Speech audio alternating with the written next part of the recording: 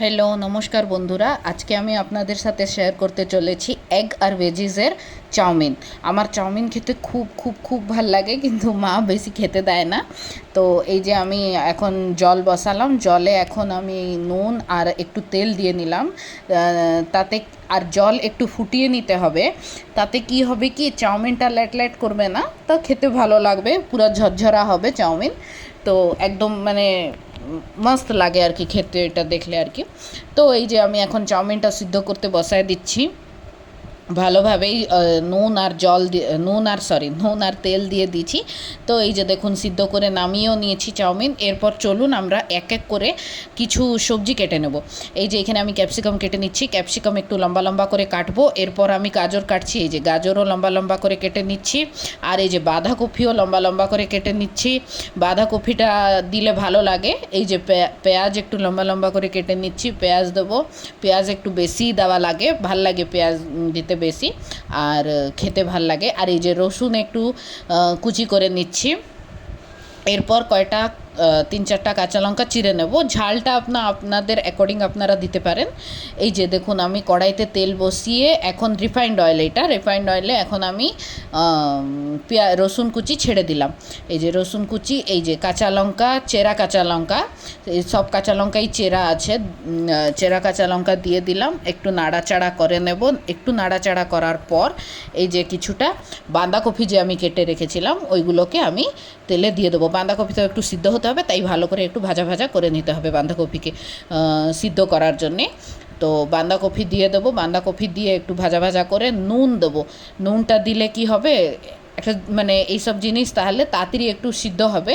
হ্যাঁ, একটু বাঁধাকপিটা সিদ্ধ বেশিক্ষণ লাগে না, একটা 2-3-4 মিনিট সিদ্ধ করলেই হয়ে যায়। এই যে এরপর আমরা কেটে রাখা গাজর দেবো। গাজর দিয়ে একটুখানি ভালো করে নাড়াচাড়া করে এই যে চাপা ঢাকা দিয়ে দিলাম, তাহলে বাঁধাকপি আর গাজর দুইটাই সিদ্ধ হয়ে যাবে ভালো করে। এরপর কিছুটা জিরের গুঁড়ো দেবো। জিরের গুঁড়ো দিলে একটু ভালো লাগবে আর কি খেতে। বেশি তো মশলা কিছু দেবো না, খালি জিরের গুঁড়ো দিলাম। এই যে এখন আমি দিচ্ছি অল্প, সবজি সিদ্ধ হয়ে যাওয়ার 90% সিদ্ধ হয়ে গেছে। এখন আমি দিলাম পেঁয়াজ, তাতে মানে পেঁয়াজটা একটু খিলা খিলা থাকবে। এই যে এখন তারপরে পেঁয়াজের পরে আমি দিলাম হচ্ছে ক্যাপসিকাম তো বেশি ভাজলে মোটে ভালো লাগে না, তার জন্যে। আর এই যে 1 চামচের মতন লেবুর রস দেবো। ভিনেগারের জায়গায় আমরা লেবুর রস দেবো। আমাদের বাড়িতে ভিনেগারও নেই, আর আমরা কোনো সস মসও খাই না। এখন এই যে চাউমিন আমরা সিদ্ধ করে জলে ভিজিয়ে মানে ধুয়ে রেখেছিলাম ঠান্ডা জলে, সেটা এখন আমরা দিয়ে দিলাম। হ্যালো, এইভাবে ঘেটে নিতে হবে, ভালো করে মিক্স করে নিতে হবে। তো যেহেতু এই যে এখন আমরা দিলাম হচ্ছে এইটা ম্যাগি মশলাটা দিয়ে ভালো করে ঘেটে নেব।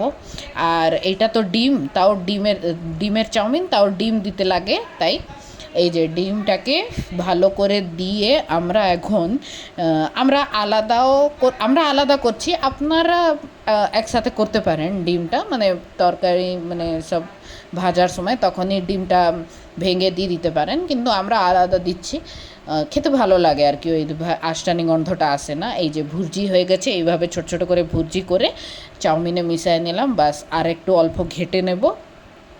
চাউমিনটাকে ঘেটে নিলে আমাদের চাউমিন রেডি হয়ে যাবে। আর বন্ধুরা, প্লিজ প্লিজ প্লিজ একটা লাইক সাবস্ক্রাইব করে দেবেন, তাহলে আমারও ভালো লাগবে রান্নাবান্না করতে।